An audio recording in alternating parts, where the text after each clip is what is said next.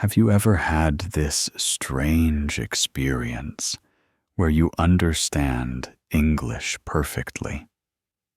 You can read emails, you can watch movies, you can even think you know what to say, but the moment you open your mouth, everything becomes slow and heavy.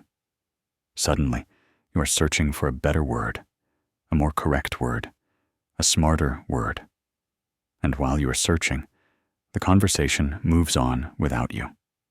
Then later, maybe in the shower or on the bus, the perfect sentence appears in your head. Too late. If that sounds familiar, I want you to hold on, because there's a surprising truth that can change the way you speak English. The more you try to sound advanced, the less fluent you become. And one of the smartest people in history, Albert Einstein, understood this deeply. Not just in science, but in language, in communication, and in the simple power of simple words. Einstein is often remembered as a genius with wild hair and impossible ideas. People imagine that genius means using complex language, long explanations, big vocabulary, and fancy expressions. But there is a famous idea connected to Einstein, and even if the exact wording has been repeated in different ways, the message is clear. If you cannot explain something simply, you do not understand it well enough. Now, I want to bring this idea into your English life, because many adult learners do the opposite. They understand something, but they try to explain it with complicated English because they want to sound educated, professional, or impressive. They want to prove their level. They want to show they are not beginners. And that pressure creates the very problem they are trying to avoid.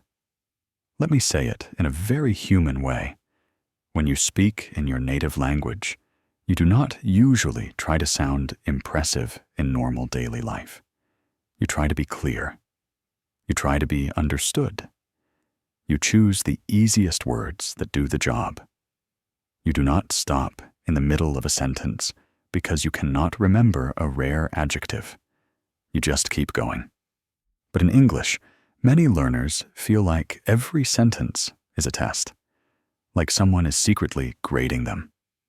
And when speaking feels like a test, your brain changes. It becomes cautious. It becomes slow. It becomes tense. You start managing risk instead of communicating meaning. And that is where fluency disappears. So today, I want you to borrow Einstein's power, not his physics, but his communication. The courage to be simple, the courage to be clear, the courage to use easy words and still sound intelligent. Because here is the paradox. Simple language is not weak language. Simple language is strong language. Think about the best communicators you have ever heard.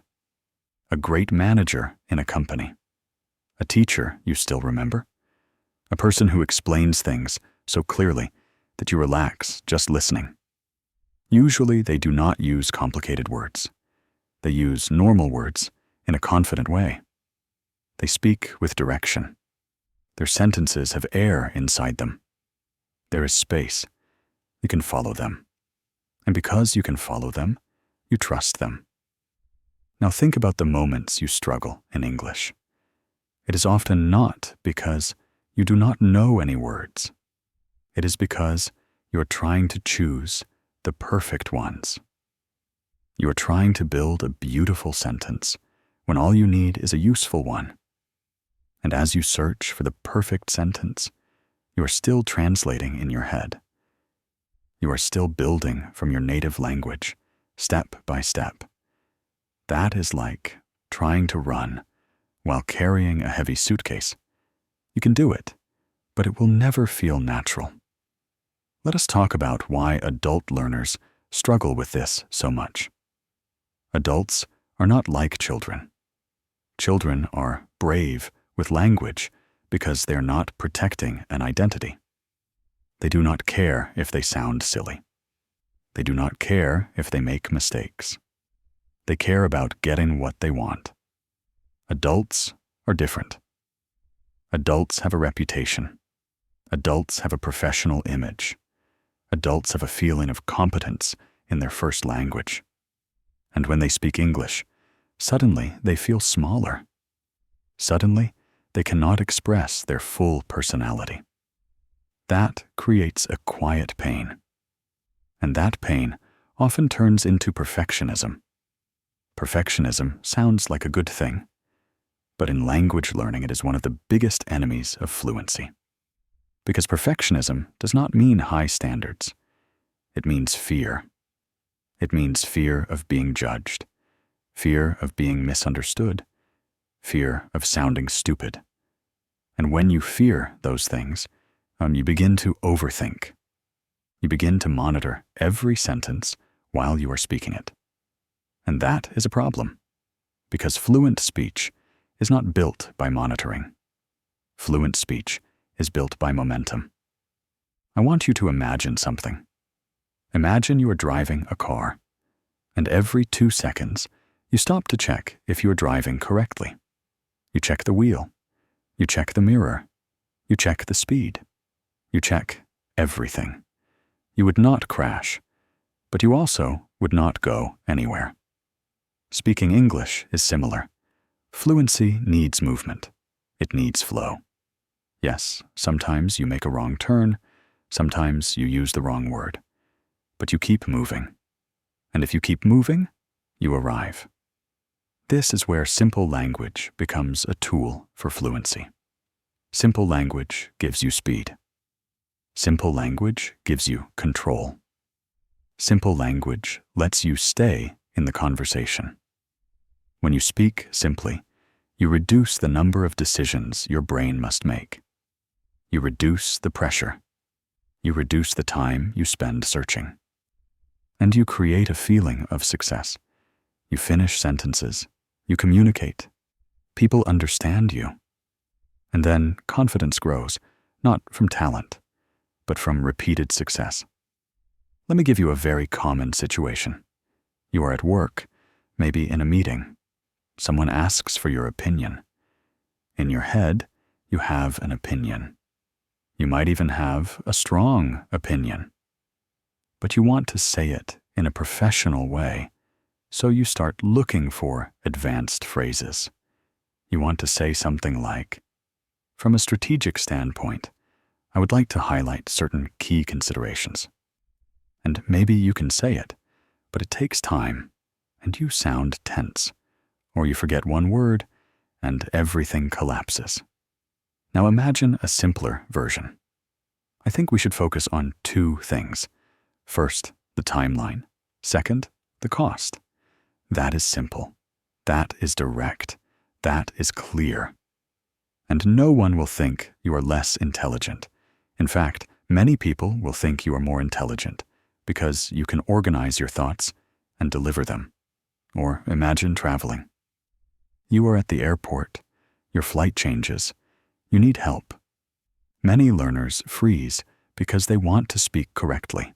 They want to speak politely. They want to sound natural. So they build a long sentence in their head, and they lose the moment. But simple language saves you. You can say, "Hi, my flight was changed. I need help. What should I do?" That is enough. And it works. The goal is not to perform English. The goal is to use English. Now let us connect this back to Einstein. Why would a genius prefer simplicity? Because simplicity is not about being basic.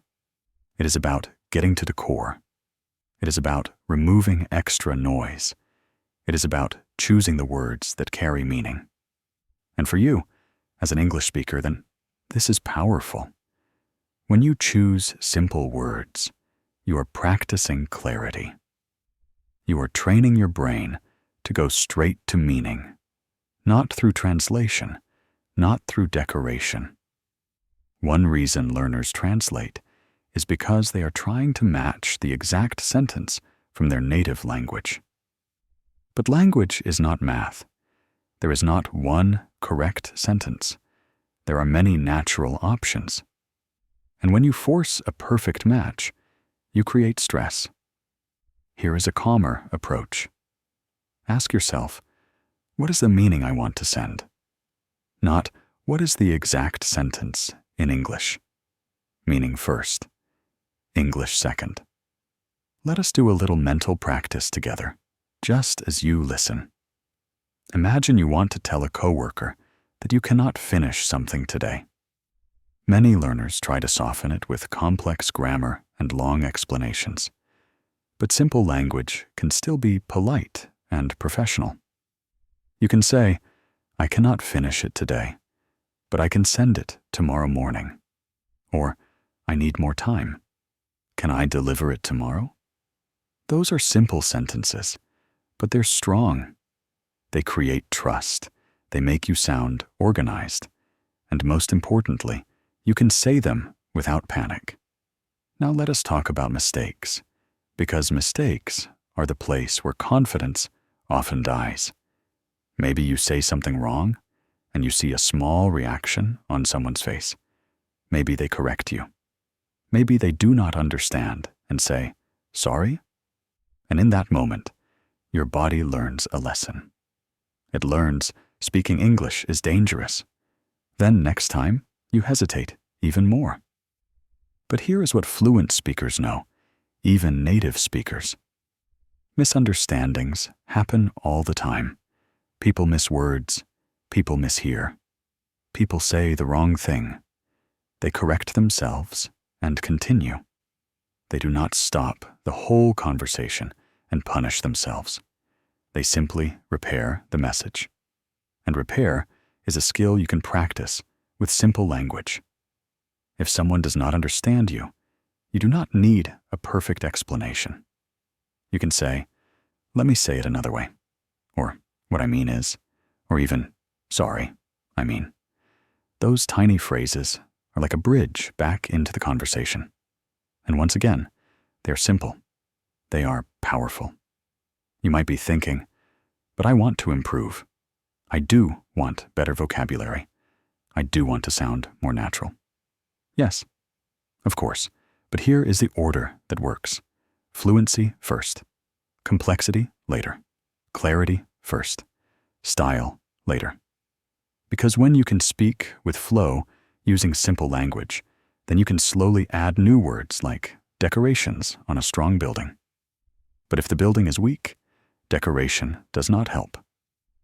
Let me share a personal style reflection.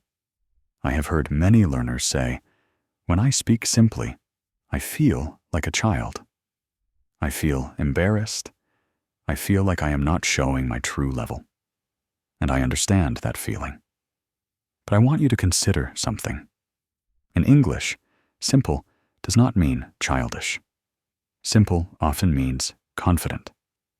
People who are truly confident do not need to prove it with big words. They choose what works. They speak so others can understand. That is not weakness. That is leadership. Also, many native speakers use simple language most of the time. Daily English is not a vocabulary contest. It is very direct. It is full of short sentences. It is full of small words. Get, make, take, need, want, think, feel, help. These are the muscles of English. Strong, flexible, always used. If you avoid them because they seem too basic, it is like refusing to use your legs because you want to show your arms. You need both. But you cannot walk without legs. Now let us focus on thinking in English, because this is where simple language becomes a doorway. Thinking in English does not mean you suddenly have deep philosophical thoughts in perfect English. It starts much smaller. It starts with simple sentences in your daily life. When you're making coffee, you can think, I need water. The coffee smells good. I am tired today. When you are going outside, you can think, it is cold. I forgot my keys. I need to hurry. That is thinking in English. It is not dramatic. It is practical.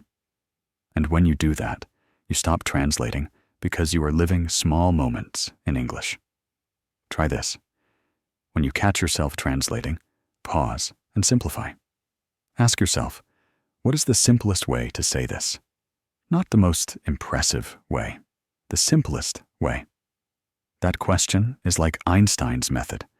It pulls you toward clarity, and clarity pulls you toward fluency. Imagine you are telling a story to a friend.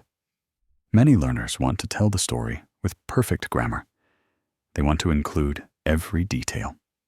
They want to sound funny and natural.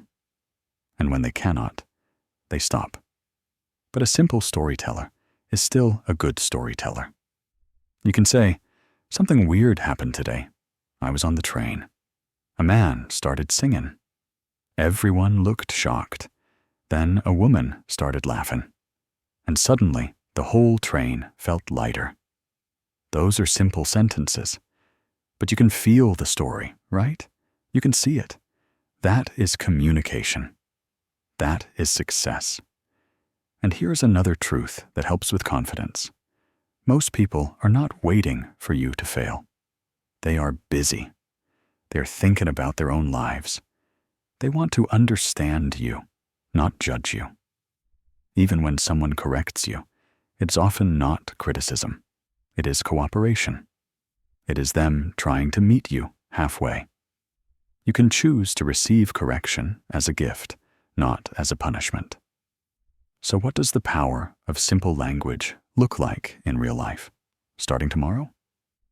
It looks like choosing short sentences when you feel nervous. It looks like using common verbs instead of rare ones. It looks like saying, I am not sure, instead of trying to sound certain.